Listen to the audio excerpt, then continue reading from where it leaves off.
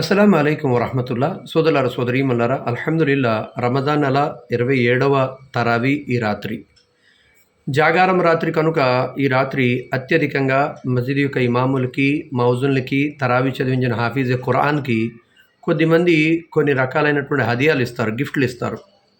అందులో భాగంగా ఇక్కడ 3 విషయాలు మనం దృష్టిలో ఉంచుకోవాలి. మొదటి విషయం ఏంటంటే తరావీ హాఫీజ్ సాబ్కి ఏదైతే మనం హదియా ఇస్తామో, గిఫ్ట్ ఇస్తామో, అదేవిధంగా మనం ఆ మస్జిద్ యొక్క మౌజున్కి అలాగే ఇమాం గారిని కూడా దృష్టిలో పెట్టుకోవాలి.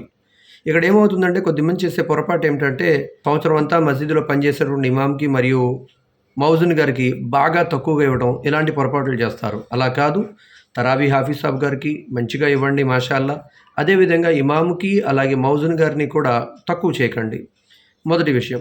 రెండో విషయం ఏంటంటే సోదరులారా సోదరీమణులారా, తరావీ హాఫీజ్ సాబ్కైనా అలాగే మస్జిద్ యొక్క ఇమాంకైనా అలాగే మౌజున్ గారికైనా కొద్దిమంది జకాత్ డబ్బులు ఇస్తూ ఉంటారు.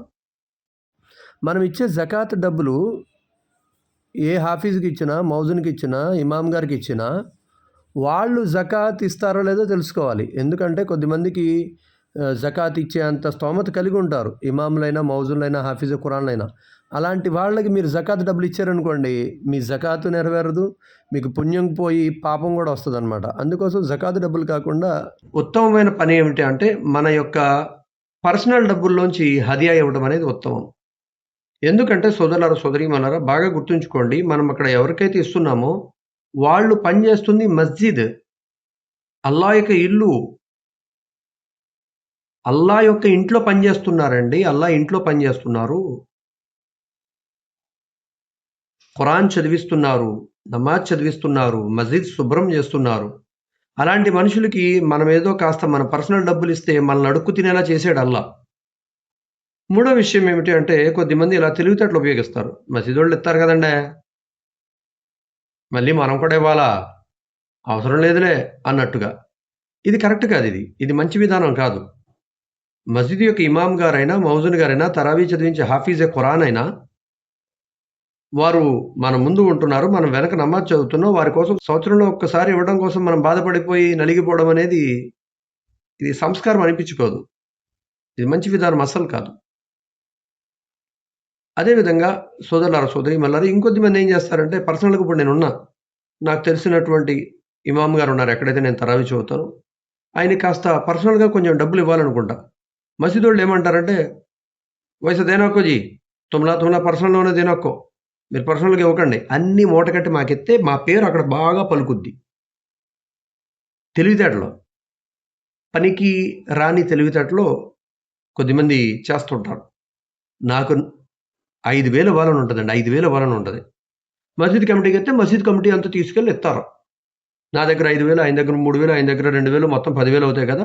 ఆ డబ్బుల్లో ఒక 5,000 అంతే వేసి, లేకపోతే 10,000 వేసి మా కమిటీ ఇచ్చింది 20,000 అని చెప్పి గొప్పల కోసం ఇలాంటి తలా తోకా లేని పనులు కొద్దిమంది చేస్తుంటారు. అలా కాదు. ఎవరైతే ఎక్కువ ఇవ్వాలనుకుంటారో వారు ఇవ్వండి. మసీద్ వైపు నుంచి కూడా మనం ఇస్తాం, అల్హమ్దులిల్లా. ఒకవేళ మీరు మసీద్ తరపున ఇవ్వాలి అనుకుంటే మసీద్కి ఇవ్వండి. మసీద్ యొక్క డబ్బులు ఏవైతే ఉన్నాయో అన్నీ కలిపిద్దాం. లేదా మీరు పర్సనల్గా ఇస్తానంటే పర్సనల్గా కూడా ఇవ్వండి. ఇలా చెప్పాలి. అలా చెప్పడం అనేసి ఎవరు ఇవ్వకూడదు, మీరు మొత్తం మాకే ఇవ్వాలి, మా పేరు అక్కడ గొప్పగా రావాలి, మా కమిటీ మీకు ఇచ్చిందని చెప్పి, మా కమిటీ హాఫీజ్ ఖురాన్కి బాగా ఇచ్చిందని చెప్పి మా పేరు రావాలి అక్కడ, ఇలాంటి తప్పు పనులు చేయడం అంత మంచిది కాదు, సంస్కారం అసలే కాదు. ఏది ఏమైనా సోదరులారా సోదరీమణులారా, ఈరోజు రాత్రి లైలతుల్ ఖదర్ యొక్క 4వ జాగారం రాత్రి హాఫీజ్ ఖురాన్లు ఇమాములు మౌజున్లకి కాస్త ఎక్కువ ఇవ్వడానికే ప్రయత్నించండి. ఎందుకంటే సంవత్సరం అంతా వాళ్ళు మన మసీదులో పనిచేస్తున్నారు. వాళ్ళకి ఎవరో బయట వాళ్ళు వచ్చి ఇవ్వరండి. వాళ్ళకి మనం ఇస్తేనే వాళ్ళ ఇంట్లో వాళ్ళకి బట్టలు తీసుకోవడం, వాళ్ళ బట్టలు తీసుకోవడం, వాళ్ళ ఇంట్లో వాళ్ళు పండగ చేసుకోవడం, సంతోషంగా ఉండడం అనేది జరుగుద్ది. మనమేమో బాగా ఎంజాయ్ చేస్తూ వాళ్ళకి సరిగ్గా సహాయం చేయకపోతే